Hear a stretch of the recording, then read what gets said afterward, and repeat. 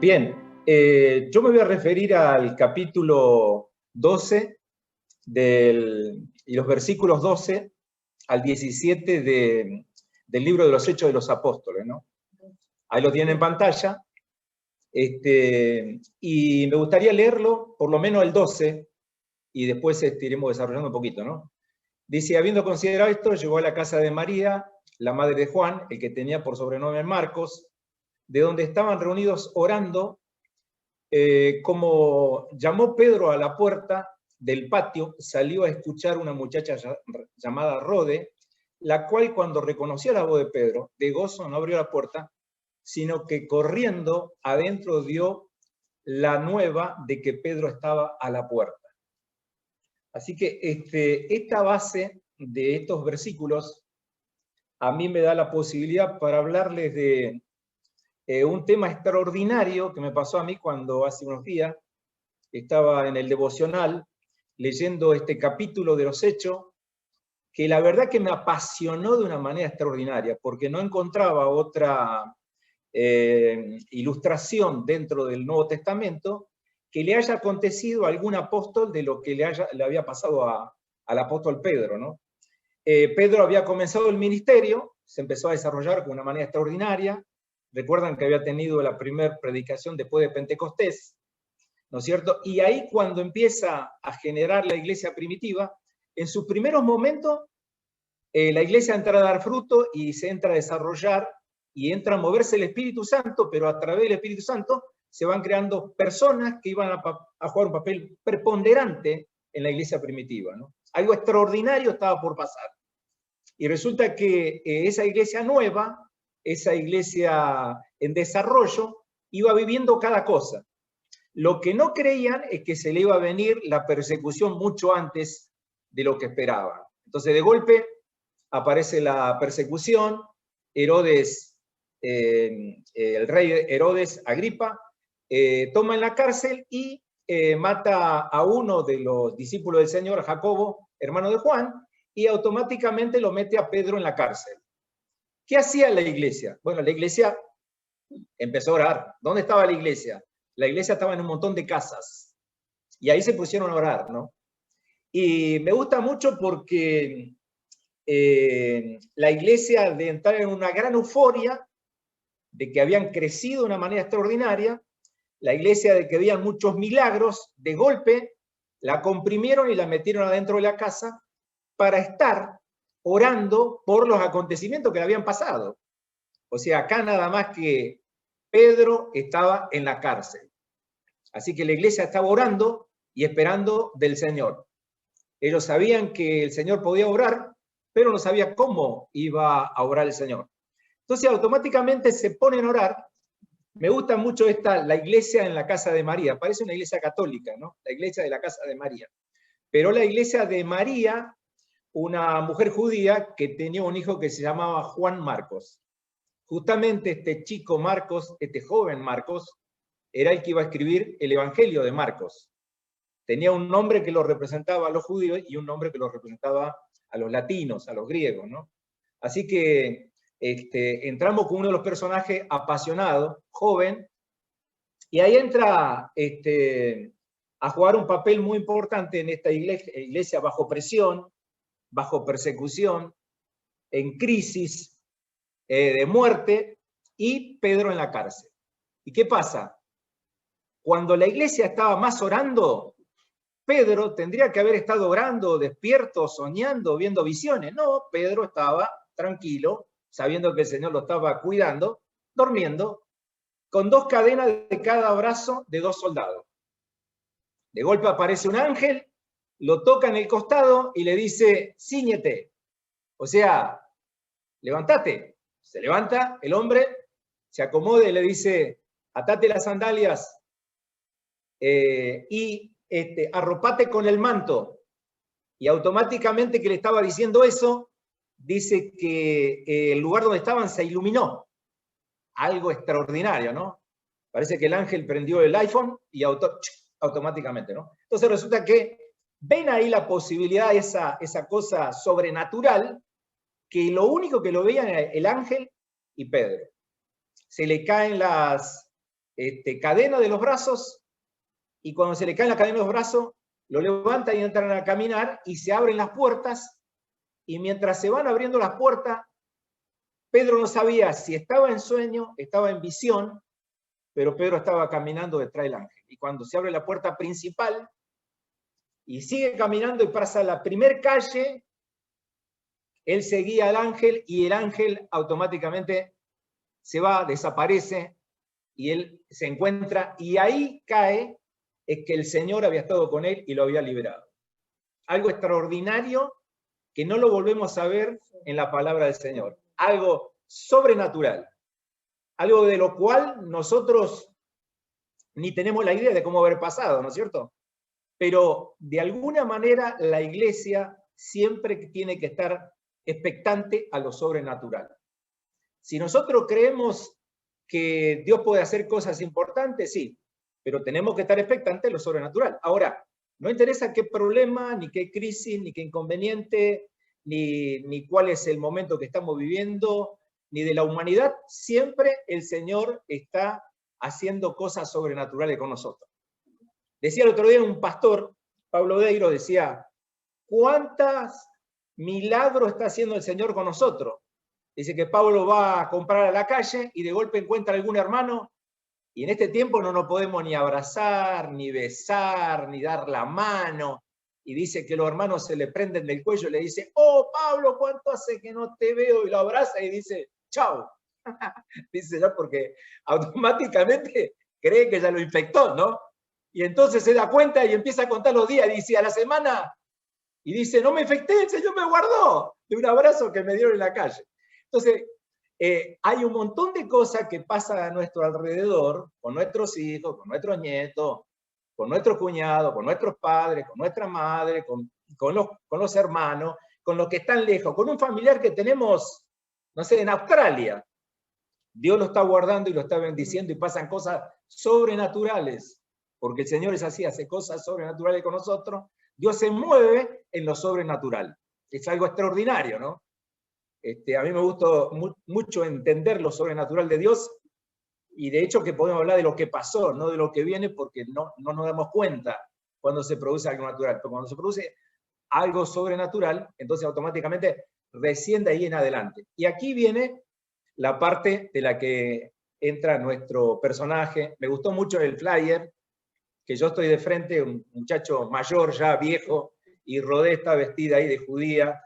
Yo para mí, Rodé era una líder de jóvenes muy, muy pícara, muy avivada, para que la dejen a cuidar la puerta, mientras los otros oraban, ¿no? Esa iglesia era una iglesia que, nada menos que por esa iglesia estaban, digamos, las personas más interesantes. De hecho, que Pedro, al primer lugar que va, es a ese lugar, a la casa de María.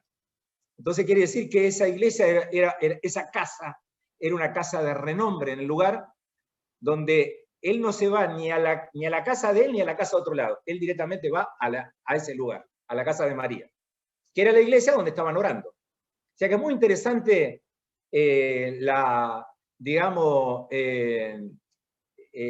forma en que Pedro decide ir a la casa. Decide ir a la casa. Él sabía que había gente reunida y sabía que había gente que iba a estar orando por él. No tenían WhatsApp, no tenían mail, no tenían TikTok, no tenían nada, pero él sabía que había gente. Entonces, automáticamente, esta iglesia que estaba en problemas y dificultades, se encuentra de golpe con que esta iglesia estaba siendo responsable, haciendo su tarea, orando. Me gusta mucho la palabra, dice, muchos oraban. Ahora, ¿cuál es la idea fundamental? Es que nosotros a veces, cuando nos referimos a la oración, no nos juntamos mucho a orar, pero en ese mover de la iglesia, el recurso que tenían, ellos sabían que era la oración, y ese recurso lo estaban desarrollando. Era de noche, yo calculo que era la madrugada, en que algunos por ahí estaban orando y otros estaban semidormidos, y llega Pedro y golpea la puerta del patio, la puerta de adentro, y automáticamente lo escucha esta joven, Rodé, corre hacia la puerta para abrir la puerta, pero como Pedro era conocido del lugar, cuando le pregunta quién es, le dice Simón Pedro, es Pedro, y conoció la voz de él, automáticamente se dio cuenta de que era Pedro. Entonces ella comete la importunidad, digamos, ella se siente traicionada en sus acciones por esta incomodidad de que de golpe va a abrir la puerta porque creía que era otro hermano que venía a orar. No venía a orar ningún hermano. El que venía era Pedro, que ya había sido liberado. Y entonces automáticamente, en vez de abrirle la puerta a Pedro, sale corriendo. Se llena de gozo y sale corriendo. Se pone recontenta y sale corriendo, ¿no? Imagínense, se despertó, pegó un salto, la judía pegó un salto impresionante. Entonces automáticamente corre y le dicen los hermanos, que los hermanos estaban, suelta Pedro, Señor, queremos que tú hagas la obra. Y estaba hablando en lengua y todo lo demás y todo lo que pasa ahí, bien pentecostal. Automáticamente ella empieza a decir, escuchen, pare. En la puerta está Pedro. ¿Qué le dice la congregación? ¡Gloria a Dios! No, le dice, ¿estás loca? ¿Cómo puede ser que en la puerta esté Pedro? Si estamos por él, está en la cárcel. Y entonces automáticamente ella dice, lo escuché yo, es él.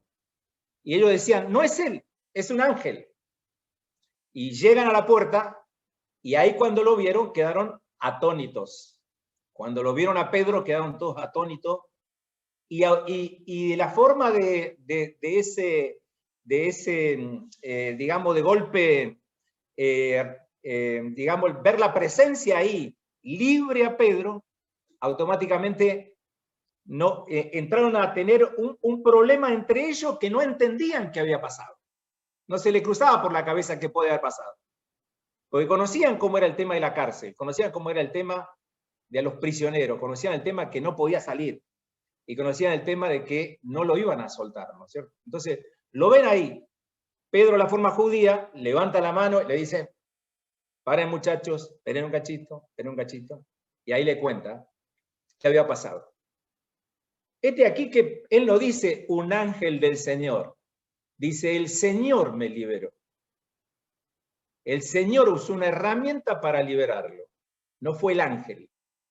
El ángel es el del relato, pero la conclusión de Pedro dice, el Señor me liberó.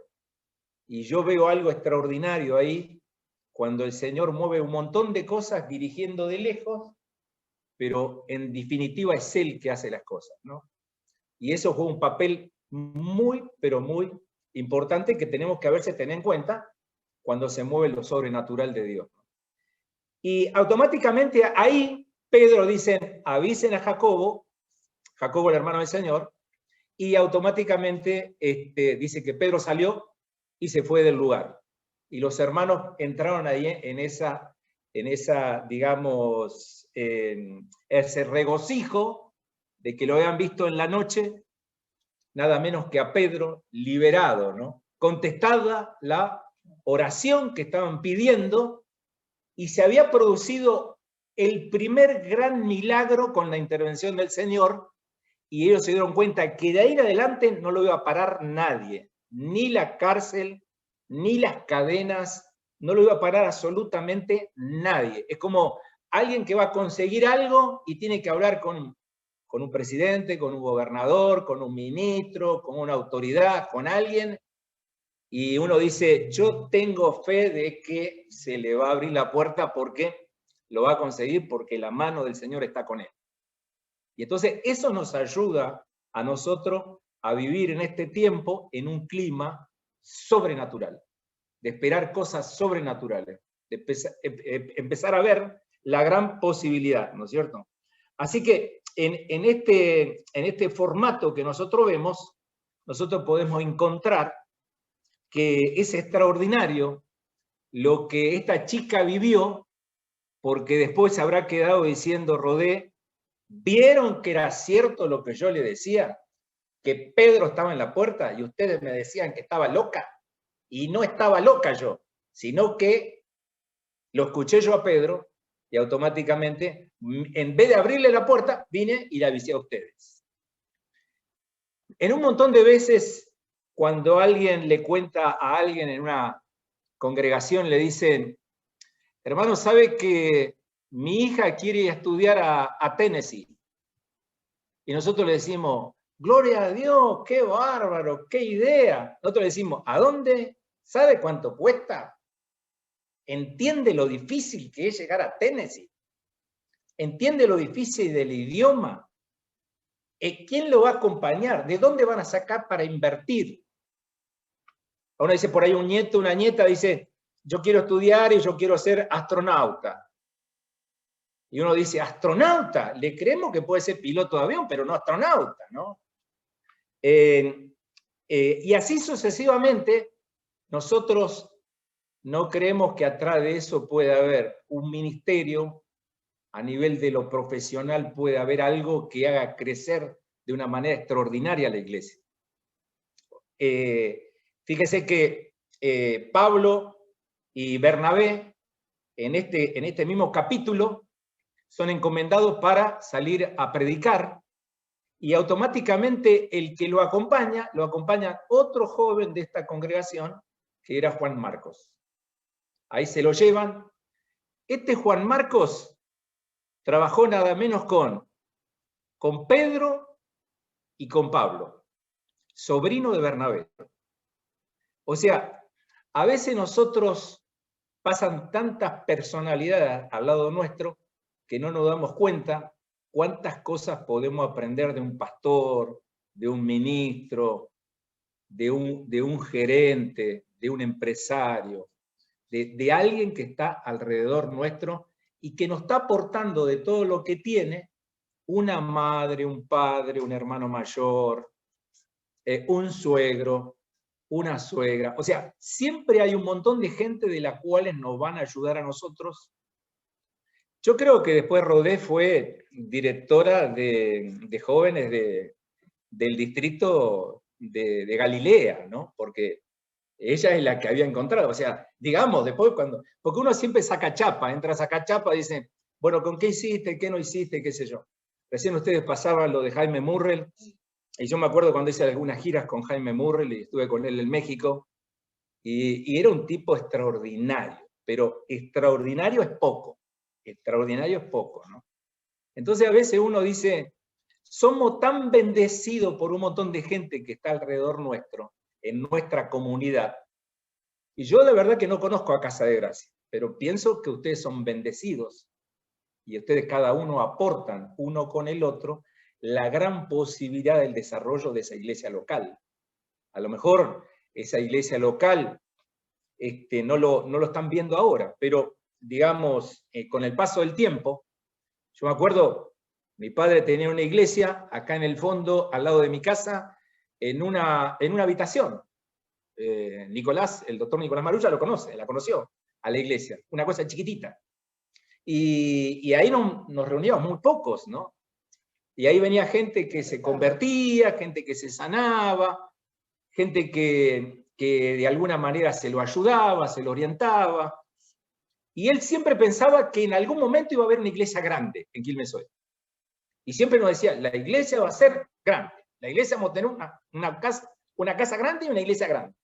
Y un día se puso a diagramar una casa grande. Y nosotros lo mirábamos así y decíamos, sí, está bien, papá. Este es un hombre de fe, ¿no? Y hoy cuando lo vemos que mi hermano menor, Jorge, es el pastor de la iglesia, o sea, no, de toda la fila, el Señor fue pasando de largo y se quedó con el menor. Y el menor hizo el trabajo que mi papá había visto allá cuando él era muy chiquito, cuando él apenas caminaba, ni sabía que mi papá ya estaba diagramando y viendo una iglesia grande, ¿no? Entonces yo creo que a veces pasa en que el aporte del desarrollo de Dios en nuestras vidas, casi siempre no nos damos cuenta. No nos damos cuenta como no se dio cuenta Rodé cuando apareció Pedro ahí. No nos damos cuenta, como no se dio cuenta tampoco la congregación, porque si hubo una forma de que tomó Rodé y se sintió en sus emociones en una forma que no sabía qué hacer, tampoco la congregación que estaba orando, porque la que estaba orando lo primero que le dijeron es que estaba loca, no que estaban dando gloria a Dios, ¿no? Le dijo, ¿estás loca vos? Entonces, ¿cuál es la idea fundamental? Es que cuando nos sentamos y vemos de frente que algo sobrenatural está pasando delante de nuestros ojos, no lo podemos creer. Pero tenemos que creer porque dice que la fe es eso. Tenemos que creer sin ver. Entonces, esa es la gran posibilidad que a veces se da en este contexto, ¿no es cierto? Y a mí me gustaría ver en este tiempo de crisis, en este tiempo de dificultad, en este tiempo que uno tiene más tiempo para meditar, para diagramar, para pensar, en este tiempo que nosotros estamos de alguna manera esperando que Dios obre por algún lado en nuestro medio, quédese tranquilo que le quiero decir algo. Dios está obrando. Dios está haciendo cosas todos los días. Dios está trabajando a nuestro alrededor sin que nos demos cuenta, sin que lo percibamos. Dios se está moviendo de una manera extraordinaria. Este es un tiempo donde Dios está haciendo una obra en la vida de cada uno. Está repartiendo dones, está repartiendo talento. Fíjese, esta iglesia de la Casa de María era una iglesia que estaba viviendo un momento de crisis, un momento de persecución.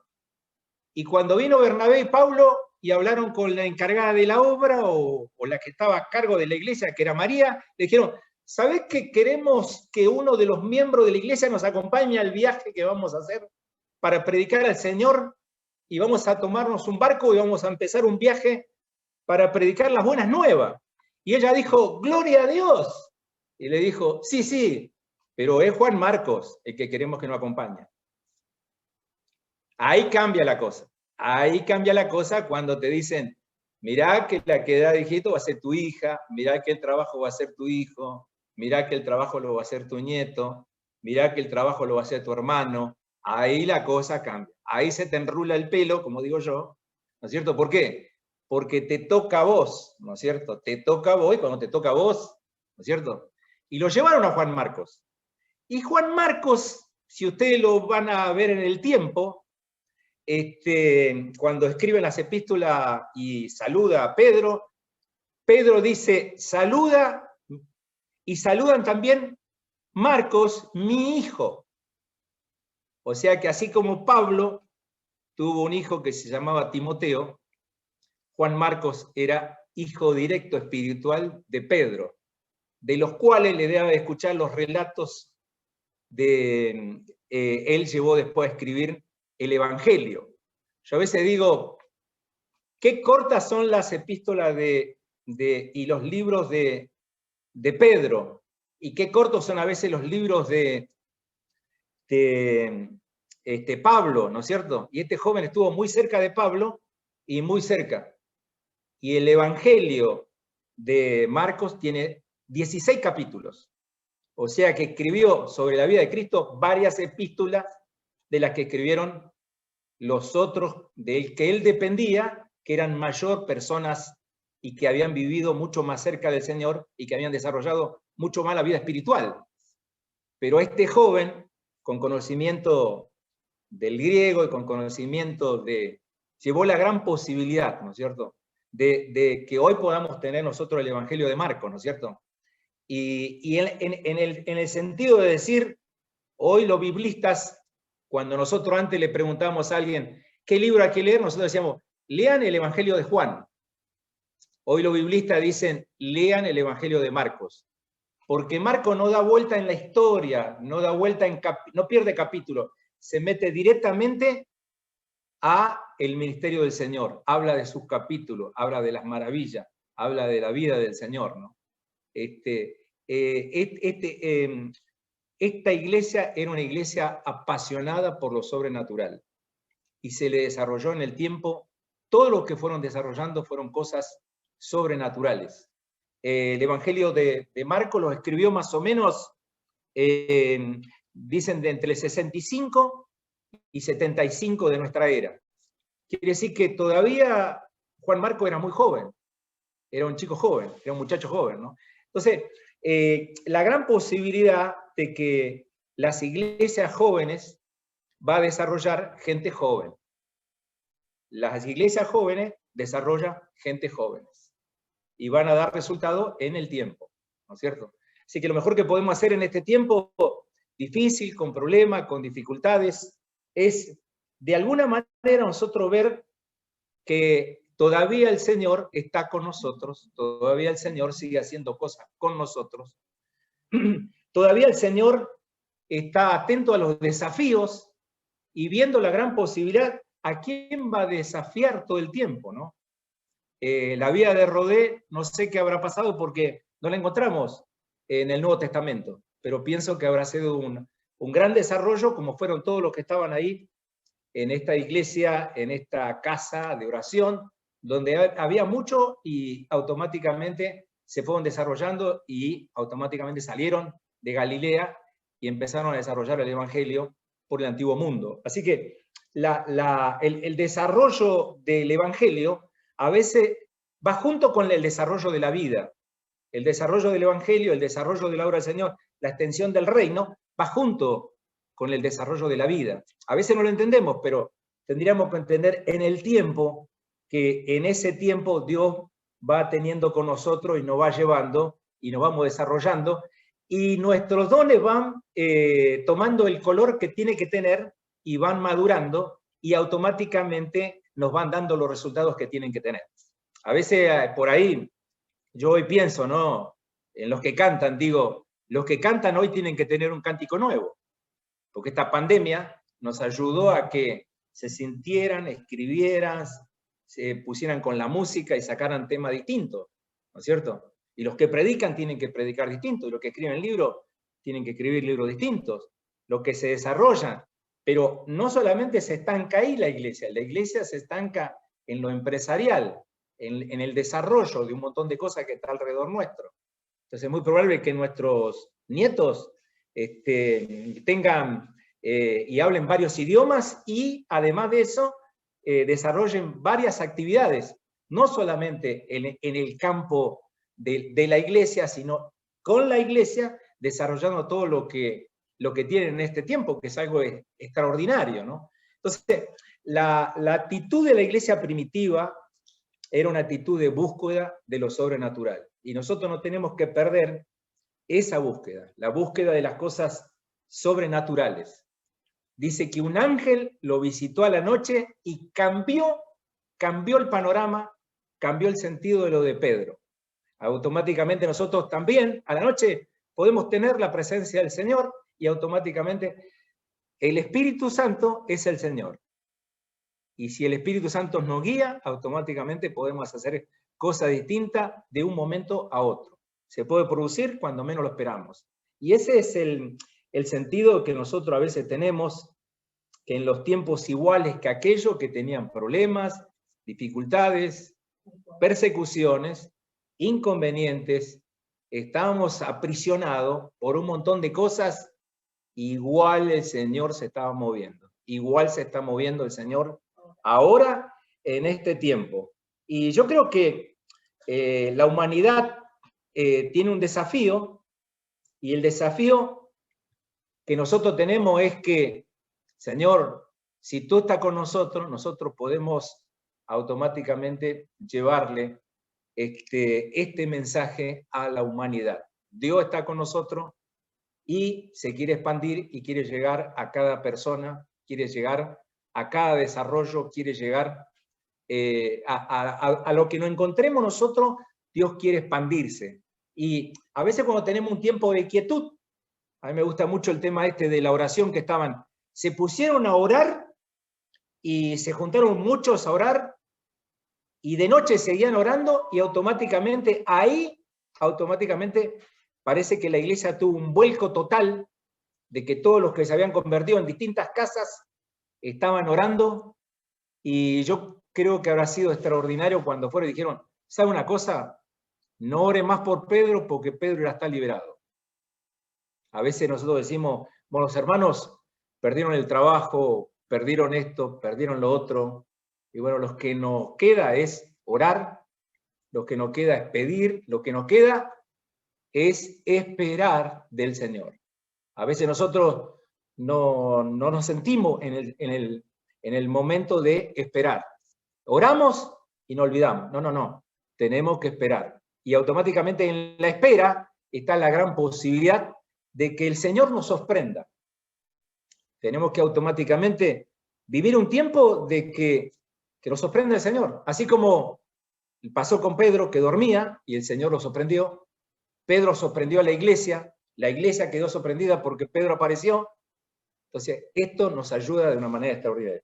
Así que este es el mensaje de la oportunidad de Rodé, encontrada con la voz nada menos que del apóstol Pedro, liberado, y vivimos el gozo que han vivido en ese momento, y automáticamente yo creo que nosotros también tenemos que estar expectantes para vivir un tiempo extraordinario que puede pasar a nosotros como personas, a nuestra familia, a nuestro matrimonio, con nuestros hijos, nuestros nietos, y así sucesivamente.